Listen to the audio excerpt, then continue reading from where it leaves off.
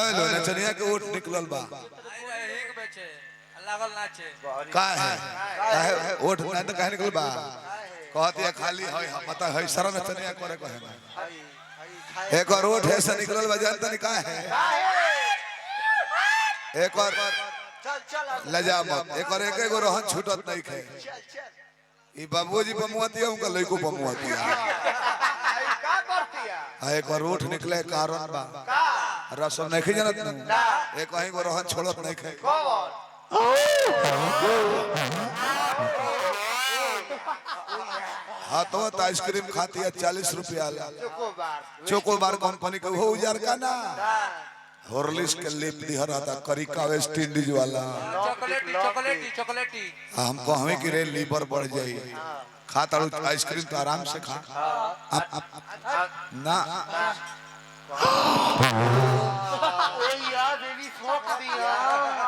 छोड़ा दे देखो हम नचनिया कोने के देखो हम खाना खाई जाते हैं तेरा मन पर रहे के बा हम नहीं रहे 10 मिनट पर हम संग तारा पर बोलबाजी को अपन जमई है यही ब्यास कौन हनु हमार जम जब अगेंस्ट के बिगड़ जाओ हमार का बिगड़बो कतने जने आइले कतने जने गइले आई वही जगह वही जा साफ लिंटर ढलाई हवे ई पलानी ना हमें के उजर जे है लिंटर ह दीवार भसियो जाई वही में खड़े रही 30 वर्ष पूजे वाला बा जल्ला बुआ अपनी कॉल के हेलो अभी तो गला हमारा नहीं है जननी है आदरणीय स्वर्गीय अभी तू ब्यास ना भई रहला तावना बेरे ने हम सामिना से वो घरी कही आ तू ओकरा के आज नया कोइले बड़ हमनी कॉल कहलो का तो बिया आने के बोलते हाथाई कपड़ा खींच ले मर्द यूट्यूब पर बाजता तन सुनियो के लजा लो कुल से सारा लोग कुल सुन ले हमर कहल का सुना बबुआ गीत कौन है ये का दो गीत अच्छा हम क्वेश्चन ब्यास है सोनू संगदिल के गीत 3 बरिस पहले गौनी आए है बेरा हम देखत नंबर पर लोकला आए है बेरा देखत नहीं कि कमलबास रामा शंकर कमलेश देहाती गोलू राजा खेसारी कुल लोग आवे लगल इतने से हमर पहचान जने के हम के हैं ध्यान दो लइका बड़ो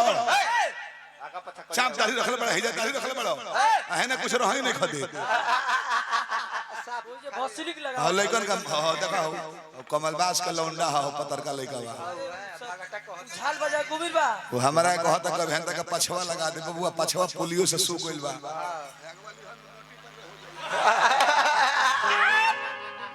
जतना मौगाहन के ठीका माई के दल में रहता दू गो मौगे के लगे बैठौले बड़े खूब चला सा अब देख ले लेके देख ले हम गांव तो नहीं आएंगे मौगन के देख के ना कोहरा तले हो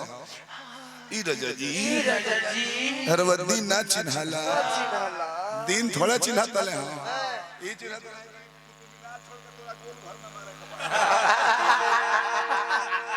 ओहर सही है कहत कि राजा जी बिगाड़ी ना राजा जी अच्छा जी जनेरा का भात खइले बानी ओ कहतला तू बुझत ना रहू का लइका का हम लोग के बात बके हंसता है कि अब 3 वर्ष में प्रथम बार ऐसा गांव ऐसा लोग देखने हैं कि तीसरा राउंड सुने खातिर भी लोग बैठल बा ये तो अपन जन मेहनत कइले हैं कुछ लोग गइल हो खैर समय बा रामाशंकर जी देखो पूरी भारत वर्ष में हमारा से बड़ फुहर गावेला केहू होइए ना निमनो को हम रात भर निमने गावत रह जाए रात भर लयदारी को हम रात भर लयदारी 14 घंटा खाली चुटकुला बोल सकते 14 घंटा ये लोग दो चार गो याद होई हमर कहल पे 14 घंटा खाली चुटकुला लयदारी जानकारी जौन को हम सुना दिए गाड़ियों को तो वो में प्रयास करब कि दबब नहीं है लेकिन जगह चिन्हले हम देखने की जगह कैसन बा दुआर के गोनई बा हम तरह के कोसली ना बोल लेकिन हो लइका बहुत और लइका तू तो ठीक बड़ा काम भर ठाका कहता रसा बाकी देखो वो रहो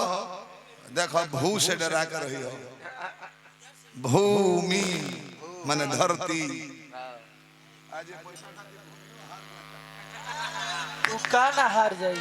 सिलेंडर सिंह के तबीयत खराब हो गल तब तरह बुझाइल ना कि ना कोरोना रहल ना कोनो बीमारी रहल कमजोरी रहल खाली